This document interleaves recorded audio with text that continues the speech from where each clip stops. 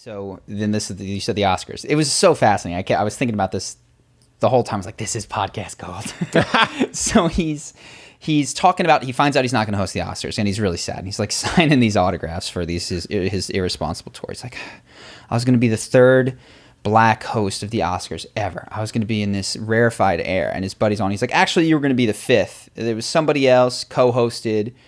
Richard Pryor co-hosted. Whoopi, Chris Rock, and then you. He's like, that makes it even worse. Like, I was going to be held with those people. And my thought was like, Kevin, you didn't even know 5 seconds ago that Richard Pryor hosted the Oscars. You don't remember a single joke that he told while he hosted the Oscars. Why do you want to host the Oscars so bad? Like, it's so interesting that a guy that sells out stadiums, that is clearly the most popular comedian on the planet, still desires in such a deep way the validation and accolade of whatever that Oscar is, despite the fact that he couldn't tell you 2 out of the 4 people that were black that hosted it before him, and doesn't remember a single joke that any of them told. It's like, I'm not trying to rag on him, but like, wow, ego will make you miserable. That you can get to that level and still be hungry for validation is, it was just, for me, it was like, oh my gosh, I'm in the same place. I've achieved many of my goals and dreams, but I still want more. And if I get to that place that Kevin's at and I don't fix this before then, I'm going to be in his place doing the same thing that I am currently doing, which is trying for more. That's an interesting lesson. So what do you do with that? Because I think a lot of people listening will probably say, well, currently I want more money, or I want more fame, or something of that nature. And Kevin Hart is the most famous comedian on the planet, and he wants the recognition and the legacy points of hosting the Oscars. And what would happen if you got it, right? Nothing. So what I'm saying is, so I'm listening to this, right? And I'm in the same boat. I make 50 grand and I really badly am hustling and working so that I can make 80 grand, get promotion, get whatever it is, because I think it'll change my life. Yeah. Right? What do I do to make sure that after I get that promotion and I am making the 80 grand, I don't just hunger for 90? How do I avoid that? So what I've seen people do is they said there's 2 really bad things. And again, I'm really not trying to rag on Kevin Hart. I'm so grateful for this because it exposed a lot of the things that are occurring inside of me just at a stratospheric level of success. And so the first thing is big round number goals. So he talks multiple times about that's not how you get to be a billionaire mogul. You don't get to be a billionaire mogul by fucking up like this. You don't get to be a billionaire mogul by doing this. And it's like, why $1 billion? Why not 990 million, Kevin? Like, that is a number completely divorced from practicality, completely divorced from, from anything that would make you happier. That's just pure ego. That's just pure self-labeling. I am a millionaire, billionaire. I make 6 figures, whatever it is at your level. So that's the first thing. If you have goals that are big, round numbers, not associated with any sort of specific change that you want to see in the world, that's a problem. Yeah. Well, Tim Ferriss has a great goal for this. That he does something called dreamscaping, where he says, if you do think you need more money, a really great thing you can do is write down what you want to do with that money, because you'll find that you often need a lot less than you think. And there's also probably clever ways to go about it, right? So, I really, really, really want to have a Porsche.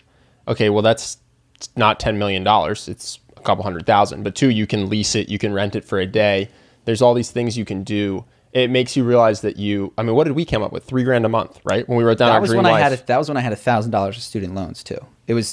I think it was $2,500 a month, and I was spending $1,000 or $900. Now, granted, no wife, no kids. Yes. So take that for what it is. Yeah. But that was when we costed out. What will it cost to live literally on the beach in the country of my choice, Brazil, and wake up every day whenever I want, get whatever food I want, whatever food you want, eat well enough. No, you weren't making $3,000 a month when you were eating rotisserie chickens. $3,000 a month gets you Hojizio. So it wasn't we eat better today than we did back then. Sure, for sure. But the point was eat well to be comfortable. When we're starting our business, at first you go, oh my God, how am I ever going to make this be $1 million business? How am I ever going to make myself a millionaire? And then when we did the numbers, we went, I actually just need this thing to make $7,000 a month. Yeah. Split it in half. We're fine. And taxes, which I found out later. I was like, oh, shoot. I had to defer my tax payment. Yeah, we did a launch. And then we were like, oh, shoot. But no, so so instead of these big, crazy numbers, associate what changes specifically. Do you want to move here, live here, not do this? And you can go crazy with those, but like then watch how they impact you very carefully. So let's say you get that Porsche. Measure, if you can, even on a piece of paper or just in your head, how long that Porsche improves the quality of your experience. Yeah.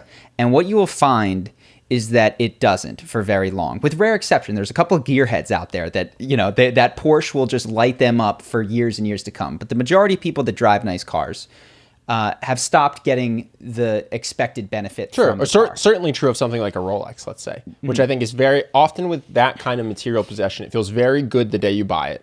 For a couple days, you're really stoked to put it on, and then quickly it just becomes your new normal. There's this thing called hedonic adaptation, and you just adjust to it. It doesn't make you any happier. And so I think that's what I've tried to do, and that's why when I see us, what will often happen is you'll be like, man, and I know that we did this, if I could just make X, where X is more than you have today, I would be happy. And I'm totally cool with that once. I'm totally cool with that maybe even twice. But if you start setting these goals and passing them, you've got 50,000 today, if you could make 65, that would do it. Well, then you make 65, but now you need 80. Well, at some point, you have to go, this program of more is not working. It isn't working at all. And I need a different program. And that's why I'm very thankful for these Kevin Hart documentaries, which shows you this is the pinnacle of more. And when you finally have it all, what do you want? More. And it's like, and he had a rough year. He had not a great time. It didn't look like. Yeah. Psychically, you mean? Psychically. And he was on tour and he was trying to leave a legacy. So he did 150 shows in like a year, which is almost every other night in a different city. And he's like, well, do you think you'll ever stop? I don't think so. And maybe if that makes him happy in the moment, fantastic. But I also heard that he was in a car accident after this was filmed and was forced to stay inside his own house for 3 months, which he'd never done in the last 20 years. And allegedly he says that it's like one of the greatest things that has happened to him. Finally slowing down, like not that he was a bad father, but being able to be there consistently with his kids was worth the car accident and the horrific spine injury and the surgery. Interesting. Well, there's a great tool you turned me on to. It's a cognitive behavior therapy tool. It's called the prediction spreadsheet, or at least that's what we call it. Yeah. And you kind of hinted at it, but that's been for me incredibly valuable because there's these things you think will make you happy. And all you do is you just write down what the thing is and then how happy you think it will make you. And then during the experience, how happy it's actually making you. Yeah. And for me, it really showed me certain friends that I enjoy talking to and certain people that I was talking to out of obligation. But on the call, I actually didn't enjoy it. Yeah. It actually was one of the things that led to me breaking up with my girlfriend at the time, was I realized that if I strip away all the romanticism and all the what this relationship means, and I just chart how happy it's making me day to day, it was much lower than I predicted consistently. Yeah. So that's a really useful skill, and people can use it for work. They can use it for new luxury goods. They can use it for relationships. But yeah, that tool was really helpful for me. And I think we can wrap this idea here, but it's awareness. It's checking in. The question, I just watched Russell Brand's video. How's that working out for you? It like the 12-step program, as he describes it, because he's all about recovery, is not about saying alcohol's bad or this is bad or this is going to. It's like, how's it working out for you? And if you continue to ask that question, you're like, well, pretty terribly. Like, I'm miserable. I just got a divorce, and my life is pain except for when I'm numb. It's like, okay. Sounds like you need a different plan. Yeah. So the question, like, hey, how's that relationship working out for you? But real time. You got to get real time. That's the thing, because it's very easy to romanticize things. It's very easy. I even see this with people with things, and I can't tell their experience, right? But you ask them how much they love their extremely expensive car, and they'll go, "Oh my God, I love it," because there's this sense that you have to be consistent with the amount of money you spent. Yeah. But then when driving it, it does not appear to generate any joy. There's no smile when they open the door or while driving. So I think that's why I like the prediction spreadsheet. I've never done this Russell Brand thing, but even more than something like that, where you reflect in hindsight, how's it going? You can self-deceived more easily. Totally. Versus when you're on the phone call and you go, "Am I enjoying this?" Not at all. Okay, what did I think? I thought this was going to be an 8 and it's a 3. You do that 6 times in a row, you go, I got to stop doing these phone calls, at least with this person. Mm-hmm. Totally. So yeah, let me see if I'd written down anything else. Well, you know what's weird? So this is a little bit different for Kevin, but you reminded me of it because Kevin's married.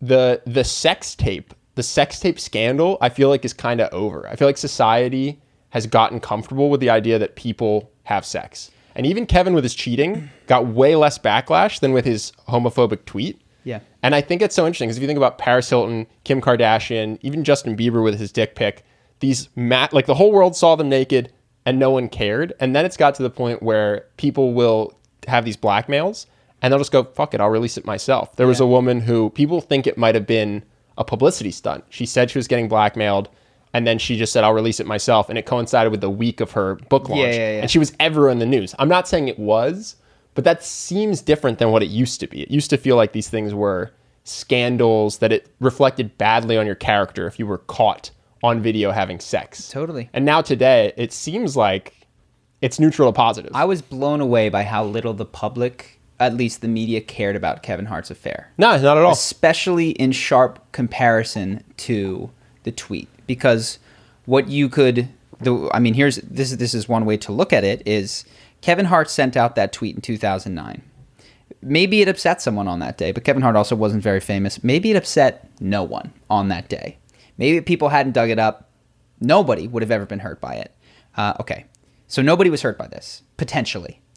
Or somebody was hurt because they read it and they were saddened by it. It's like if you say a racial slur in the woods and no one hears it, was anyone harmed? So, but okay, by the principle of harm, okay, he then cheats on his wife, devastates her. You know what I mean? Like, devastates his family, disappoints his friends. Like, there is certainly hurt here. Mm-hmm. Now, if we are caring about the harm caused by the behaviors, there's a strong argument to be made. This is the one that we want to stop, right?